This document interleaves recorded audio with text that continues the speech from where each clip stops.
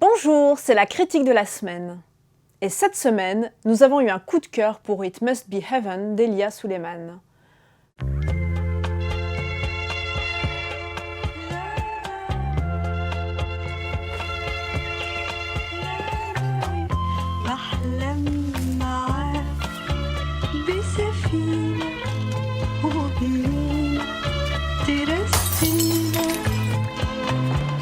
Parce que ce conte singulier et mélancolique était notre palme d'or du cœur lors du 72e Festival de Cannes, où il a reçu une mention spéciale. Parce qu'Elia Suleiman, avec son air impassible et sa silhouette d'éternel clown blanc, héritier de Buster Keaton, nous avait manqué, depuis son dernier film découvert à Cannes en 2009, Le temps qu'il reste, dans lequel il racontait l'histoire de la Palestine à travers celle de sa famille. Parce que le réalisateur palestinien n'a pas son pareil pour nous faire rire avec les aberrations de l'existence, portant sur le monde un regard acéré et ironique qui mène à l'étonnant constat que si la Palestine était autrefois un microcosme à part, le monde entier est peu à peu devenu une allégorie de la Palestine.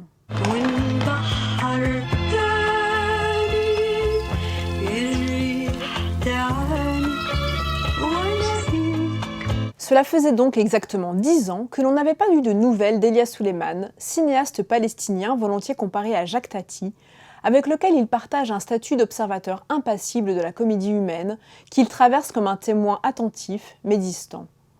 On le retrouve donc dans son rôle de prédilection, celui d'un cinéaste palestinien lunaire et mutique, en transit entre Nazareth, Paris et New York. Où qu'il soit, ce double du cinéaste observe le monde qui l'entoure et nous le restitue à travers son propre regard, accentuant ainsi l'absurdité des situations et l'ironie permanente de la vie. La séquence d'ouverture, par exemple, montre une procession religieuse qui cherche à rejoindre une église.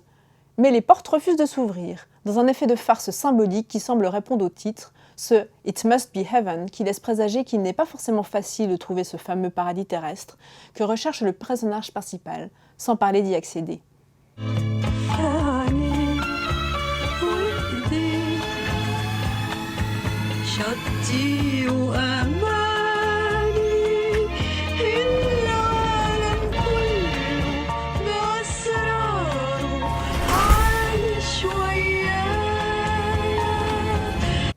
Les situations décalées se succèdent ensuite, presque sans dialogue, dans les 3 territoires visités par le personnage principal, dans une succession de plans fixes et de chants contre chants bourrés d'humour, décapants et de poésie mélancolique.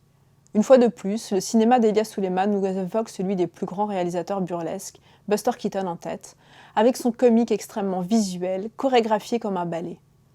En Palestine, il y a cet homme qui cultive le jardin de son voisin, comme si c'était le sien, des hommes armés qui courent derrière le cinéaste, 2 frères qui se plaignent qu'il y ait du vin dans le plat de leur sœur, tout en buvant eux-mêmes de grands verres de whisky. En France, les rues sont envahies de policiers, à pied, en cheval et même en gyroroues. Les promeneurs du jardin du Palais Royal marchent avec leurs chaises sur le dos, pour être sûr qu'on ne les leur vole pas. Les balayeurs municipaux jouent au golf avec leurs balais. À New York, enfin, tout le monde se promène avec une arme automatique sur l'épaule, et l'ange de la liberté, qui prend fait et cause pour la libération de la Palestine, se fait arracher les ailes.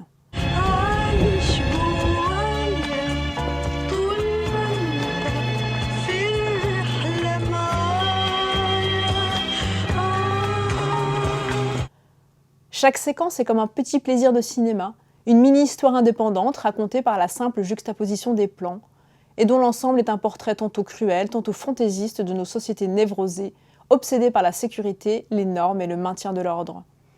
Le cinéaste examine tour à tour la situation au Moyen-Orient, et la manière dont elle semble avoir débordé de ses frontières pour contaminer insidieusement les sociétés occidentales comme la France ou les États-Unis, qui semblent au fond plus en guerre que la ville de Nazareth. C'est ainsi l'occasion de fustiger d'un même mouvement l'Amérique de Trump, les dérives sécuritaires généralisées, et encore et toujours les exactions israéliennes et la violence de l'occupation. Car il ne faut pas se laisser prendre au calme apparent d'Elia Suleiman et à la légèreté formelle de son cinéma.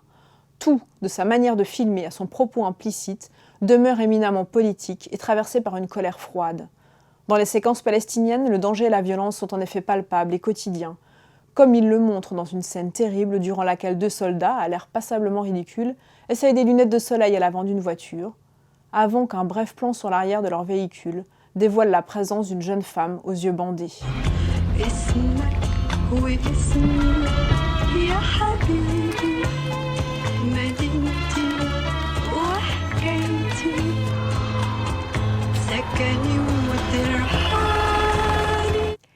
Elia Suleiman réalise ainsi un grand film engagé sur l'absurdité de l'existence, la notion d'identité et le sentiment d'appartenance. Il n'est pas étonnant que les rares mots prononcés par son personnage soient Nazareth et Palestine. Loin d'être anecdotique non plus, la scène où le chauffeur de taxi américain lui offre la course, parce que c'est la première fois qu'il rencontre un Palestinien. Palestinien, il ne l'est pourtant pas assez aux yeux des diverses personnes qu'il rencontre, et dont on sent qu'elles attendent plus de lui, ou peut-être autre chose. Il ajoute à cela un regard satirique sur le monde du cinéma, en montrant un producteur joué par Vincent Maraval, qui déplore justement que le film proposé ne soit pas assez palestinien. Et Suleiman de répondre malicieusement à ses détracteurs qui ne le trouveraient pas assez engagé. Dans une autre séquence, Gaël Garcia Bernal, qui essaye de le présenter à une productrice américaine, ne peut s'empêcher de préciser « C'est un réalisateur palestinien, mais il fait des films drôles », comme si cela était totalement antinomique. Et pourtant, à voir It Must Be Heaven, comme tous ses films depuis plus de 20 ans, l'humour et la Palestine sont loin d'être incompatibles, pas plus que l'intelligence, la subtilité et le style. On est une nouvelle fois bouleversé par le cinéma ténu et pourtant fondamental d'Elia Suleiman, dont la tonalité mélancolique et facétieuse semble dire plus sur la situation au Moyen-Orient et sur l'état du monde en général, que plus d'un demi-siècle de discours et de théories politiques.